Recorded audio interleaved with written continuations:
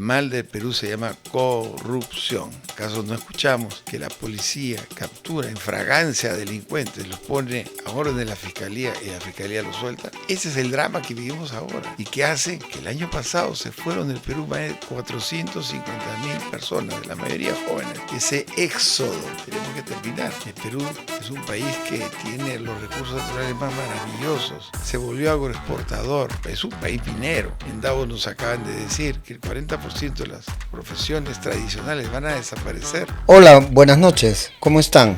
En el Perú hay la percepción de que la política es un juego de poder. Sin embargo, hay personas que la perciben de otra manera. Hoy día vamos a tener a un invitado que ha transitado por el mundo del emprendedurismo, el mundo del empresariado, de la educación y de la política. Nuestro invitado de esta noche es Raúl Díez-Canseco Terry, economista limeño, fundó la Corporación Educativa UCIL, es pionero en introducir franquicias como KFC, Pizza Hut. Por ahí me habían contado algo de una anécdota que tiene con el coronel Sanders, no sé si hoy nos la comentará. En cuanto a labor social, fundó la Asociación Pro Bienestar y Desarrollo, dirigido a fomentar la cultura empresarial de los jóvenes, primer vicepresidente en el gobierno de Toledo, ministro de Industria y Turismo.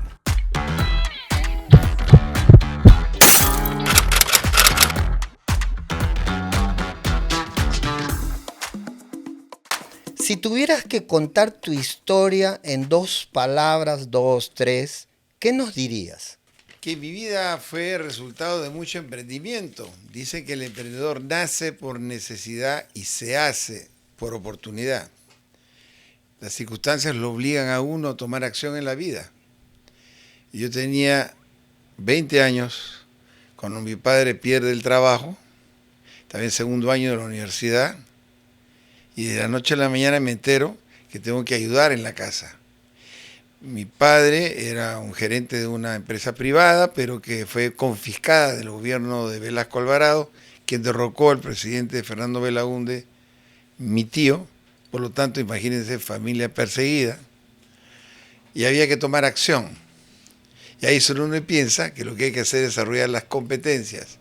Y vienen los consejos de la familia, de la madre, que me fomentó tomar acción sin dejar de lado, y esto es muy importante, mis estudios.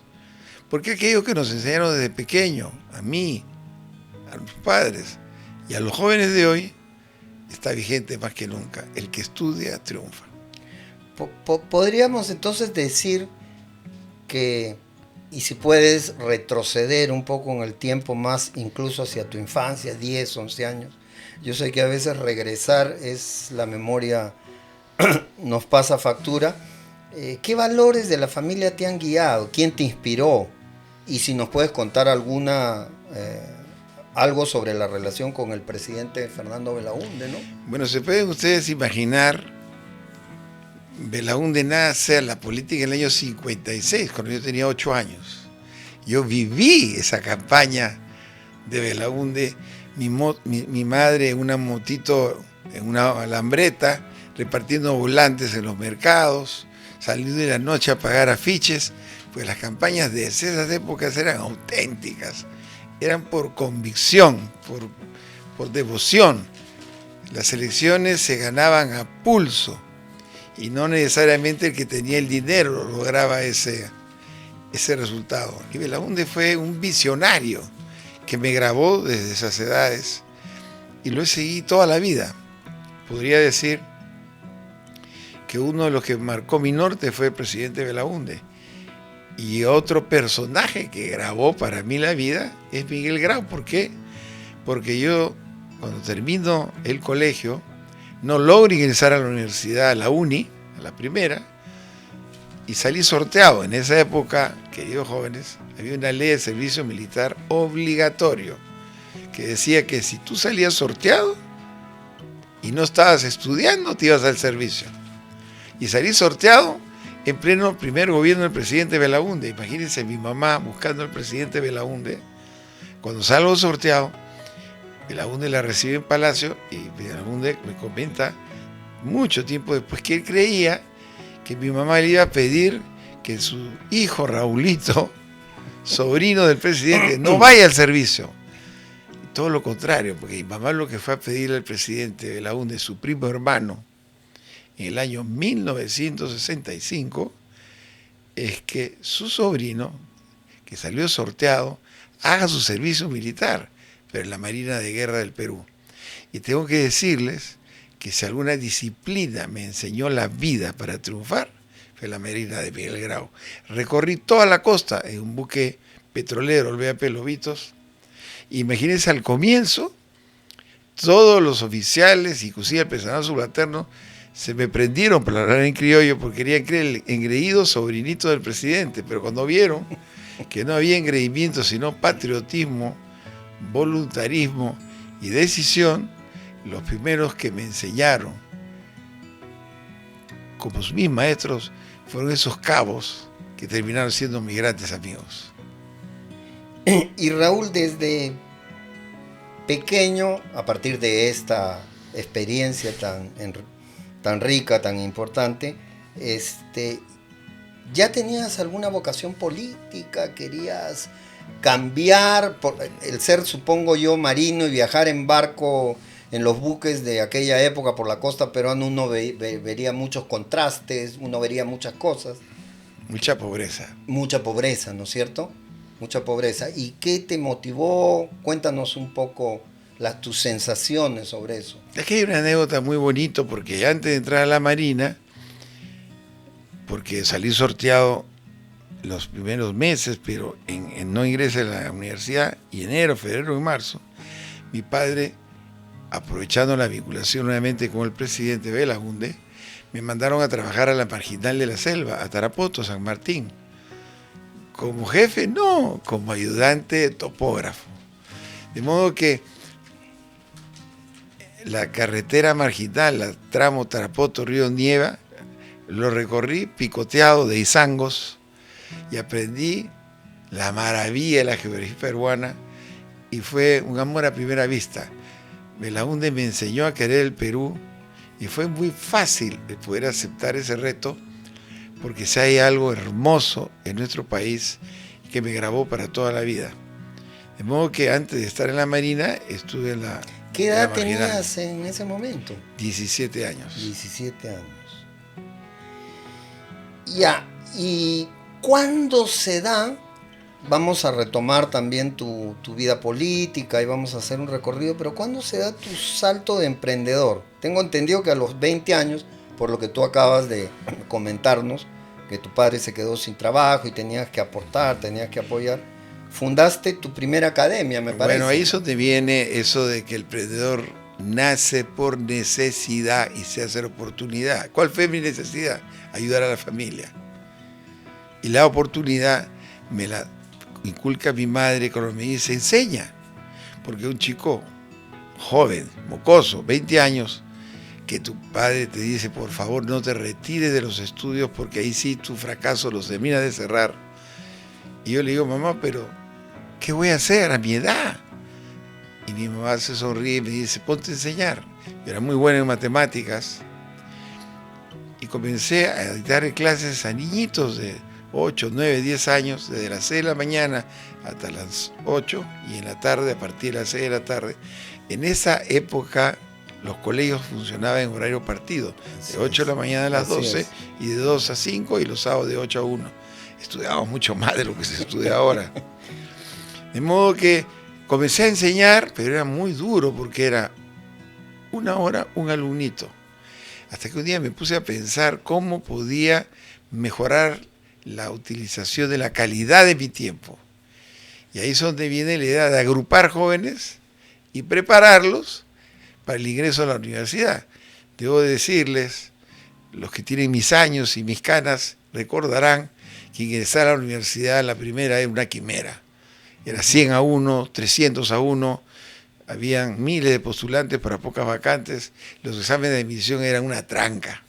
Entonces uno tenía que prepararse mucho para lograr esa vacante, y por lo general no se ingresaba a la primera. Cuando yo decido juntar, me fui al Colegio de la Inmaculada, jesuita, a preguntarle al rector del colegio si me podía dar la oportunidad de tener frente los 120 alumnos de la promoción para yo convencerlos en el sentido que yo podía prepararlos para ingresar a la universidad. Me lo juntaron a todos y pueden ustedes imaginar qué convicción, qué pasión, qué energía puede haber transmitido a esos chicos que tenían 17 años, 16 y yo 19, 20, claro, tenían casi toda para edad. convencerlos. Ahí conseguí 16, que me trajeron 4 más, y cuando tenía 20, dije, ¿y ahora dónde les voy a enseñar? Voy al colegio, a la universidad, a pedirle al rector, padre Villagrasa, que me facilite un local, porque el verano no, la universidad no funcionaba. Y los jesuitas me dijeron, no, Raúl, aquí no, porque pues van a decir que hay un contubernio, y como estoy seguro que te va bien con tu esfuerzo, vete a un sitio más neutral. Y cuando yo estaba muy triste, pues dije, ¿y a dónde me voy a ir? Los jesuitas, el rector, me dice, vete a Fátima, en Miraflores, Fátima, la iglesia de Fátima, al lado del Arcomar. Ahí en la sala de retiro, donde tú recibías retiro todos los años, habla con el padre Guilior, párroco jesuita del Arcomar, que él te va a resolver. Así que me fui. El padre Guilior me recibió, me llevó a la sala de retiros, me dijo, esto es lo que te vamos a dar. Y yo preocupado, lo miro y le digo, padre, pero yo tengo otro problema. Y el párroco me dice, pero muchacho, ¿qué otro problema? Si estoy resolviendo tu problema. No, le dije, padre, es que yo no tengo dinero para pagar. ¿Cómo voy a alquilar si no tengo el dinero? Y el padre jesuita me mira y me dice, ¿y quién te dijo a ti que te vamos a cobrar? 2 años gratis del convento de Fátima. Cuando ya habían tantos alumnos en ese convento que los padrecitos me decían, Raúl, acá están los jesuitas viejitos, no duermen en la noche, hay mucha bulla, ya creo que te hemos ayudado, ya te puedes ir. Teníamos que sacar una resolución ministerial y había que buscar un nombre. Yo les pregunto, ¿qué nombre le pueden poner a lo que ustedes van a hacer en la vida si los jesuitas le hicieron todo? ¿Quién los fundó? San Ignacio Loyola. Y ahí nace mi vocación, mi entrega y mi ideal con San Ignacio Loyola, a quien le puse el nombre en la academia que recién iniciaba y en todo lo que he hecho en la vida. Y tú estudiaste en la Inmaculada, ¿no? En la Inmaculada toda la primaria y en la Marista San Isidro toda la secundaria. Y en el Marista San Isidro. Ya, y bueno, tremendo reto, ¿no? El que nos estás comentando. A esa edad, gestionando la academia, ¿qué miedos, qué inseguridad tenías? ¿Qué sentías? ¿Pensabas que ibas a poder, que ibas a cumplir con lo que... o eso mucho no te percatabas de aquello? Es que la vida, cuando uno toma decisiones por convicción y no tiene una meta clara de lo que quieres hacer, y a eso le pones pasión, que es la fuerza para salir adelante, los temores se van diluyendo y mucho depende de tu propio esfuerzo. Y además no se olviden que uno ya no vale por lo que sabe, sino por lo que hace con lo que sabe, que es totalmente diferente. ¿Y de dónde crees tú que sacaste esa convicción, esa fortaleza, ese empuje, ese empeño? Yo diría que mi madre era muy emprendedora. Cuando mi padre pidió el trabajo se puso a coser, hacía ropa, hacía desayuno. Fue una persona muy emprendedora y me di cuenta que desarrollando tus competencias podías salir adelante. Si algo me grabé yo siempre, que no importa que vengas de familias con grandes recursos, sino en la capacidad que tú te empeñes y la formación que tú logres para salir adelante. Perfecto. Y ahora entremos un poco por este mundo de la política. Tu vocación política, ¿qué te motivó para entrar en la política? ¿Heridas, injusticias o la familia? Bueno, el presidente Fernando Belaúnde, ¿no? Tío tuyo, y ¿qué digamos es lo que dijo? Me gustaría entrar en la política. Bueno, es una historia muy bonita porque yo creé en los años 80 el Kentucky Fried Chicken, que todo es una historia aparte de cómo logré traer esa franquicia sin tener recursos. Y logramos un sistema de fast food que no existía en el Perú, de autoservicios, de hacer comidas rápidas de forma muy eficiente, vino el fenómeno del Niño en los años 1981, 82. 82 creo que fue, sí. Y el gobierno del presidente Belaúnde tuvo que enfrentar una caída del PBI del -9 al -10%, un problema gravísimo de que Perú, con los diluvios en el norte y las sequías en el sur, mucha gente con hambre, con necesidad, lo perdieron todo, y la señora Violeta Correa decidió hacer las ollas comunes, decidió hacer las cocinas familiares, pero necesitaban un know-how para multiplicar los panes y los peces en programas de alimentación que no significan caridad sino solidaridad, es decir, que el Estado les daba la materia prima, pero ellos cocinaban. Entonces un día Violeta me invita, sin decirme a dónde me iba a llevar, a la inauguración de un centro comunal con Debía Señor en San Martín de Porres. Y me fui inclusive cuando me invitaron muy arreglado, y la primera dama, nuestra querida Violeta, se sonríe y me dice: quítate la corbata porque no vas a ningún banquete, vamos a ir a una zona muy humilde, pero estoy seguro que te vas a emocionar. Y nos fuimos, llegamos ahí, un montón de gente, y de repente el edecán se me acerca y me dice: la señora Belaúnde quiere que usted hable. Bueno, yo en mi vida había hablado un público más allá del Colegio La Inmaculada, pero ahí habían 1000 mujeres de San Martín de Porres, gente muy humilde, y Violeta me hizo hablar. Creo que eso me grabó a mí para toda la vida, porque vi tanta necesidad, pero también tanta esperanza y tanta alegría en esa gente con lo que se les estaba ayudando en salir adelante, que cuando llegamos a Palacio, el presidente Belaúnde, que notó que estaba muy tocado, me dice: Raúl, ¿y qué te ha parecido? Y yo le decía al presidente: la verdad, vengo muy preocupado. Así me dijo: ¿por qué? Porque he visto demasiada pobreza, y es aquí nomás, cerca de donde uno vive. San Martín de Porres, a La Molina, ¿qué cosa tienes? 1 hora o menos, y no hay tráfico. Ah, me dijo, ¿y tú crees que eso hay que resolverlo? Pero claro, presidente.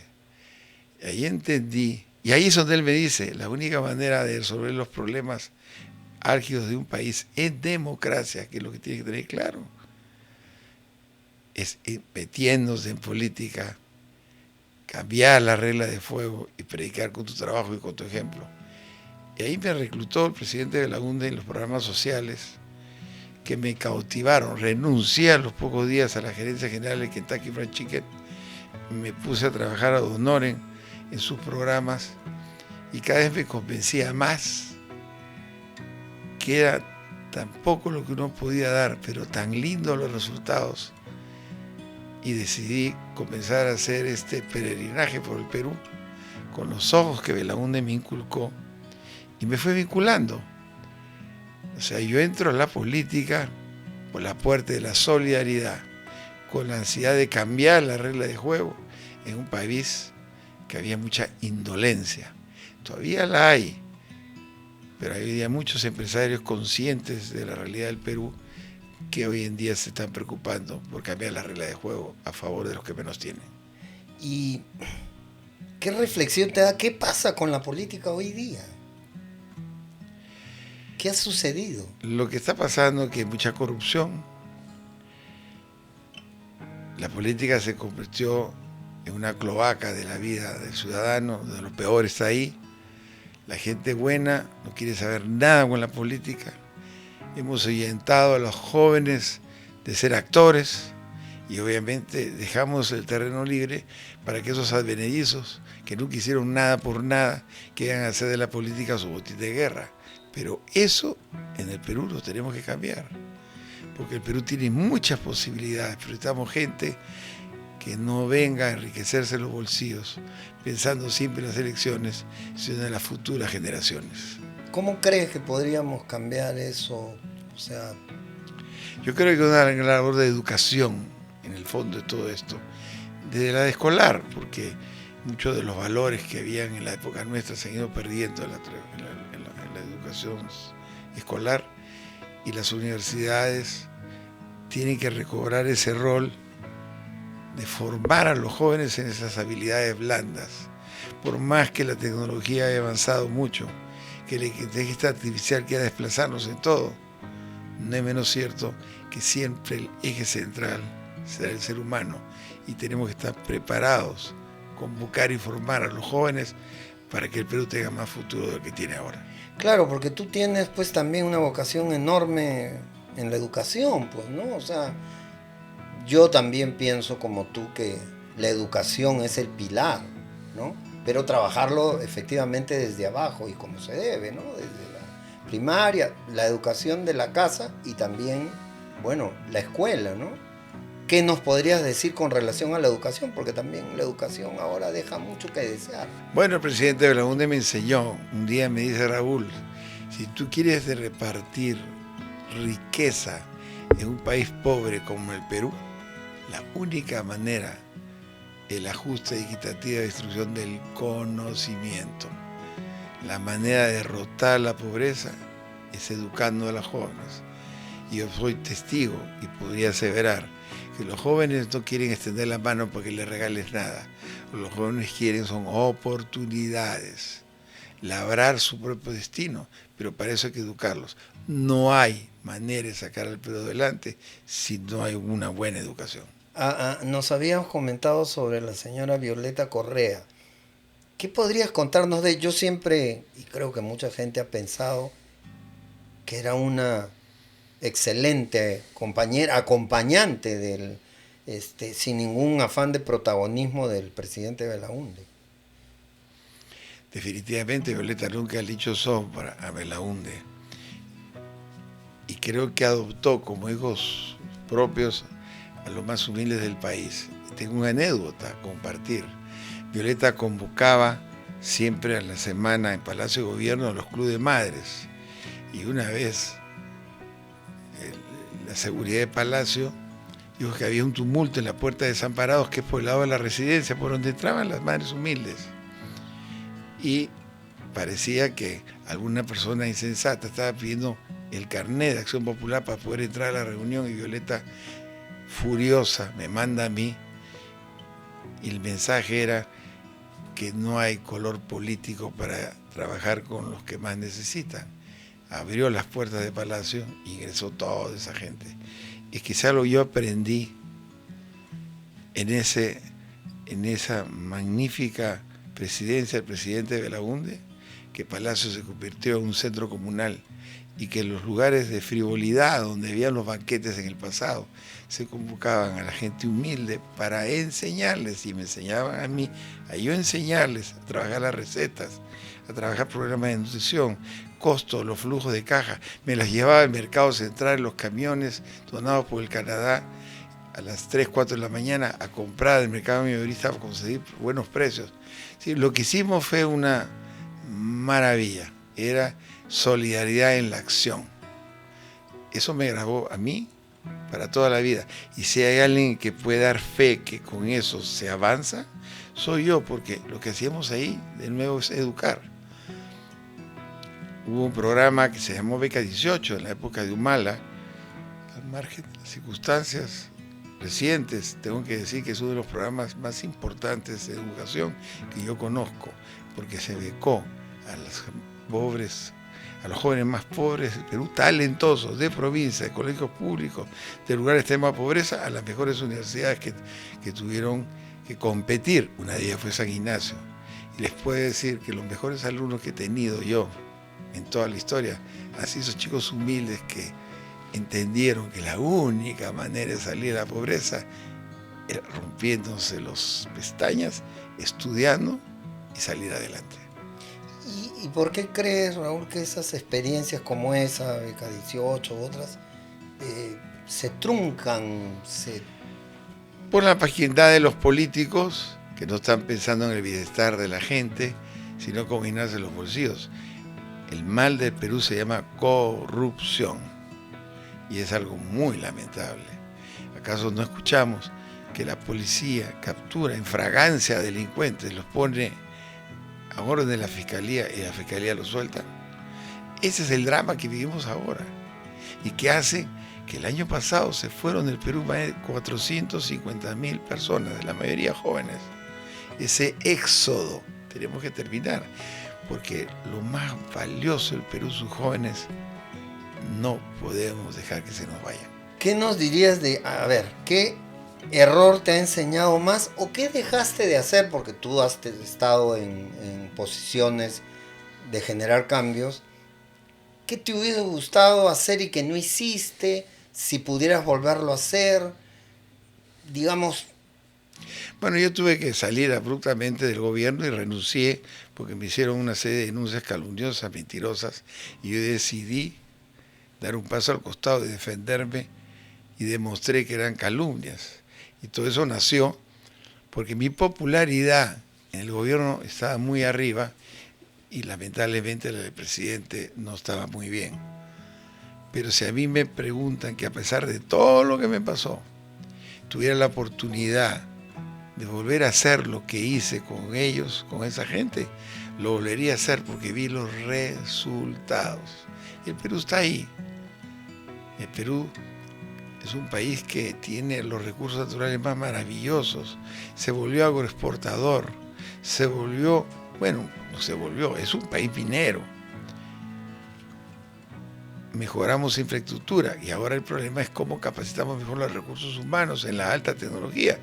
En Davos nos acaban de decir que el 40% de las profesiones tradicionales van a desaparecer por el nacimiento de la robótica, de la inteligencia artificial, de la megatrónica y todo lo que sabemos. Eso significa que hay que preparar mejor a los jóvenes. ¿Qué hubiera hecho? Eso, ¿qué hubiera insistido más en avanzar, de repente más rápido, y de repente hubiera estado más atento para que las cosas se hagan más rápido. Y yo siempre cuando estoy con los jóvenes les digo, no me hablen del futuro porque no existe el futuro. Y cuando me miran, me escuchan, me dicen, pero ¿por qué es tan pesimista? Y yo les digo, no es que sea pesimista. No me hables del mañana cuando el mañana lo construyes con lo que hagas hoy. En resumen, no dejes para mañana lo que puedes hacer hoy, porque mañana puede ser demasiado tarde. Tú acabas de hablar de ciertas desatenciones. ¿Cuál podría ser tu autocrítica? ¿Qué es lo que tú dirías, caramba, en esto es lo que fallé más? Me confié mucho de la gente, creo que hay que ser a veces más pragmático y tenía que haber tomado conciencia que el tiempo no estaba a mi favor y tenía que ir mucho más rápido. Y de repente me faltó mayor convencimiento para que al interior del gobierno se hagan las cosas más rápido. ¿Y contabas con equipo, con gente que te pudiera aportar, apoyar? Y mucha gente joven pudimos convocar. Yo debo reconocer que cuando se crea el Ministerio de Comercio, que lo creamos nosotros, el presidente Toledo me dejó actuar y convocar gente no política. El Ministerio de Comercio, y hasta hace poco fue uno de los ministerios más ágiles. Entramos a trabajar Tratado de Libre Comercio con todo el mundo. El primero que logramos es con Estados Unidos, cuando parecía imposible poder realizar eso. Y no quiero hablar cuando hicimos el Tratado de Libre Comercio con la China, que parecía imposible ser competitivo con la China. Hoy en día el Perú vende más de casi 80.000 millones de dólares. En los años 2000 no llegábamos a 7.000 millones. En los años 2000 el Perú exportaba 500 millones en agroindustria. Hoy pasamos los 10.000 millones. Pero ojo, ¿cómo se logra, por ejemplo, la expansión de la agroexportación? Porque hubo un peruano que dijo en el 56,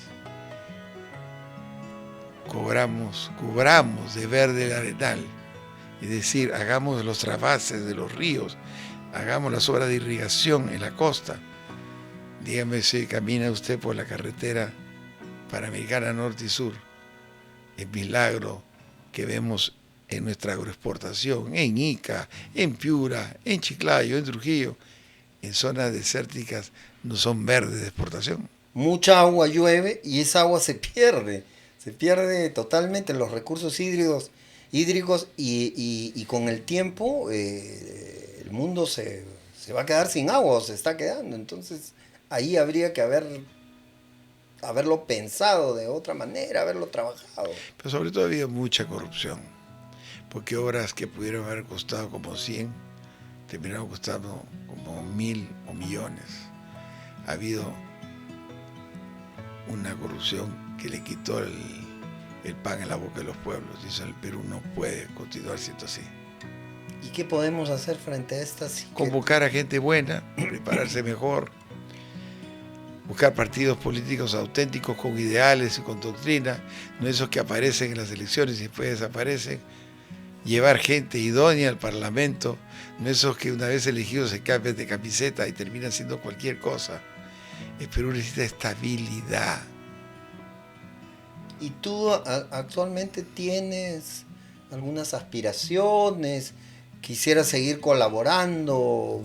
Porque se necesita pues gente proba, ¿no? Gente que realmente trabaje por Yo el sí país. tengo una aspiración que no significa ser actor. Yo ya lo fui. Yo voy a cumplir 78 años en enero. Hemos creado Peruanos de Estado con Roque Benavides, con Añaños, con el presidente de la Sociedad Nacional de Industrias, con Charito Bazán. Ninguno de los que estamos ahí vamos a entrar en agenda política, pero sí en agenda de Estado, porque alguien tiene que decir a los peruanos, sin interés personal, qué cosa debe hacerse en el Perú como política de Estado. ¿Qué legado, qué manual de vida le dejarías tú a tus nietos, a los que te ven, a los que te siguen? Me estás dando un proyecto concreto, ¿no? El que me acabas de mencionar, donde todos estos empresarios quieren realmente hacer una política, ¿no? De Estado, generar, ya no es el partido, pero ¿cuál podría ser ese manual que tú nos puedes dejar? Porque es cierto que también mucha gente no confía en los empresarios, en grandes empresarios, por una serie de circunstancias, ¿no? Que probablemente no vengan al caso a hablarles ahora, pero que existen. Pero sí es importante recordar que una golondrina no hace un verano. Y lo que quiero decirle, que así como hay gente mala en todas partes, hay gente muy buena, auténtica, que está dispuesta a apostar por el Perú. Y lo que hay que dar es la oportunidad para que sean escuchados y buscar coincidencias y terminar con las discrepancias. Vamos a un proceso electoral que nos anuncian con 40 candidatos a la presidencia. Disparate más grande que ese no puede haber. La fragmentación va a ser tan grande que un partido o un candidato con el 5 o 6% puede pasar a la segunda vuelta. Eso sería el desastre para el Perú. ¿Tienes todavía un gran sueño sobre el Perú, optimista, de esperanza? Porque sí, efectivamente el panorama es oscuro. Claro que sí. El Perú lo tiene todo. Lo tiene su gente y su juventud. Hay que generar la chispa de la esperanza. Volver a prender los reflectores como lo de este salón. Que veamos la ruta clara. Convocar a los jóvenes. Contrastar propuestas. Y recuperemos la esperanza. Claro, yo creo que eso es fundamental, los jóvenes, ¿no? Pero cómo atraer a los jóvenes que están tan impedidos de hacerlo porque ven tanta corrupción, tanta trafa, como lo diríamos en peruano. Bueno, ahí están las universidades como la San Ignacio, que se ha propuesto abrir el debate, invitar y no solamente a los propios peruanos, sino hay referentes en el mundo que hay que hacerlos escuchar. Porque si en otras partes como Bukele en El Salvador, que no se podía caminar hace 10, 15 años por las calles, y que ha logrado recuperar la esperanza de la seguridad en su país, y no tiene 70.000 presos, y cárceles tan seguras que hasta Estados Unidos están mandando presos, te hace ver que con disciplina, orden, se recupera la luz de la esperanza. Y yo sí pienso que en estas elecciones venideras, aunque pensemos que están inmediatas, falta un año. Si Yo le digo a la gente, no me hablen de un minuto porque en un minuto puedo perder la vida. Imagínense la esperanza que no tengo, que en 12 meses antes de las elecciones el Perú pueda cambiar. ¿Cómo finalmente, no? Hemos transitado ahí épocas y circunstancias de la historia del país. ¿Cómo te gustaría que te recuerden? Que recuerden a Raúl Díaz Canseco Terry, las generaciones que vendrán. Como un hombre honesto que sin trastienda entregó todo lo que pudo para sacar al Perú adelante, y que a pesar de que fue perseguido, no persiguió. A pesar de que vio su entierro estando vivo, no claudicó. Y que la justicia tarda, pero llega. Y que no hay que esperar la esperanza, porque después de una noche oscura, siempre habrá un nuevo amanecer. Bueno, muchas gracias. Ha sido un placer tenerte en el diván de Luis. Y para ustedes, no se olviden de suscribirse. El próximo viernes en la noche tendremos otra sorpresa. Tienen que ver el programa. Hasta luego. Chao. Adiós.